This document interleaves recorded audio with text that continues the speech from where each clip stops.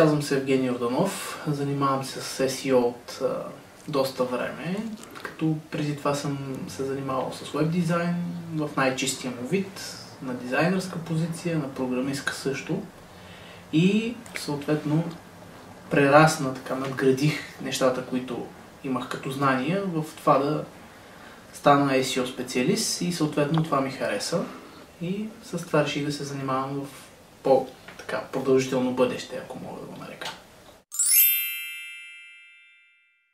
Голяма е разликата, защото двата вида специалисти всъщност живеят в два различни свята.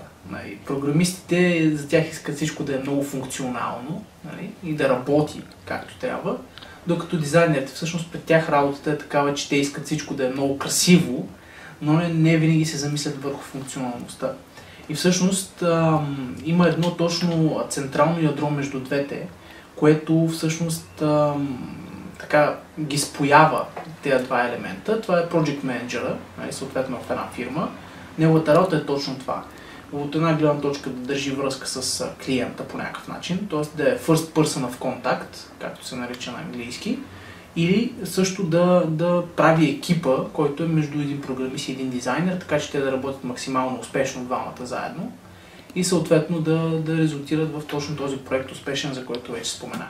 А за прехода между програмист и дизайнер, в моя личен случай, както се случиха нещата, аз още от учебните си години съм бил програмист, но така живота ме завъртя, че първата ми работна позиция беше като веб дизайнер, което всъщност основно означава фронтенд девелопър на правилен език, което е програмист, който извършва предната част на вебсайта, не дълбоката функционалност отзад, по-скоро хем малко външната част, хем да обвърже нещата с функционалността и така нататък.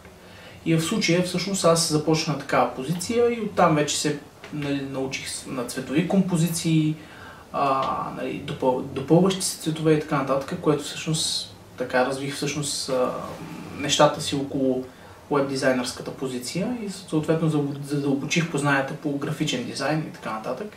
Но по сърце и по душа, основно съм бил винаги програмист. Личният ми блог всъщност не е много личен, той всъщност е професионален блог. Самите блогове като такива се делят на два вида, на лични и професионални. Всъщност има един трети вид, който е корпоративен блог, т.е. това са трите варианта. Личният блог е блог и изобщо място, където един човек може да пише на неща, които го вълнуват, както от ежедневието, така и на професионална тематика, общо взето каквото му дойде на ум. Затова той е личен и по някакъв начин изразява личното му абсолютно мнение. Но той не е много специфициран този вид личен блог. Следващия вид личен блог, за който вече говорих, е професионалния блог, който е пак на една личност по някакъв начин обвързан, но е точно на една определена тематика или на много тясна ниша от тематики, без да се влиза много в персонални някакви отношения и така нататък. Не е личен дневник, както е всъщност персоналния блог в най-обикновения му вариант. И всъщност това, което аз пиша, това е професионален блог на тематика, която е свързана с оптимизация за търсачки или накратко още SEO. И спрямо развитието на този блог във времето, това, което мога да кажа със сигурност е, че това е един от най-големите, ако не и най-големия свободно разпространяващ се ресурс за SEO на български език. SEO всъщност е съкращение от английски език, което означава Search Engine Optimization, което на български, ако трябва да го преведем, е оптимизация за търсачки. Добре, обаче самото име само по себе си оптимизация за търсачки почти нищо не означава.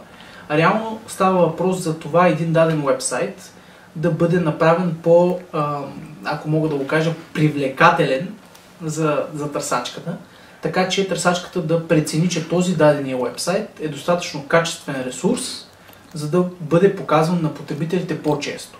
По-честото показване на потребителите всъщност означава този сайт, на търсачката как го прави това нещо, като просто позиционира дадения уебсайт по-напред в резултатите си. Грубо казано, SEO е точно това, да направиш един даден уебсайт по-привлекателен за търсачката, така че тя да го позиционира на предни позиции и съответно, ако е бизнес клиент, който по някакъв начин продава някакъв продукт или услуга и така нататък, то този клиент да направи някакъв вид печалба поради това покачване в резултатите. Тоест, повече хора като го видят, това са повече потенциални клиенти, като имаш по-големи, повече потенциални клиенти, съответно имаш и повече реални клиенти. Такава е общо взето зависимостта в нещата. И вече като имаш повече клиенти, има повече пари. Такъв е смисъл също на SEO.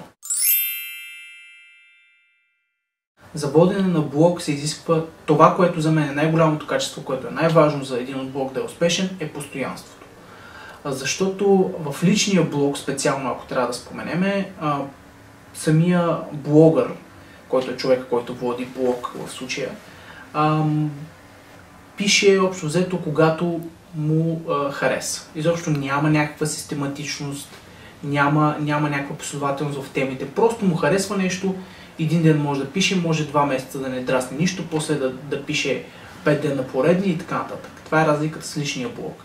Докато професионалния и вече корпоративния блог, там трябва да има някаква систематизираност.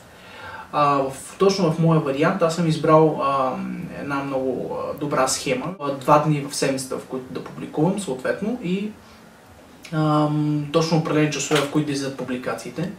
Точно по определена схема и по този начин аз, съответно моите читатели могат да знаят винаги кога могат да получат новото съдържание, освен ако не са се записали по имейл или по RSS, където той им идва информацията директно в RSS четеца или по имейл.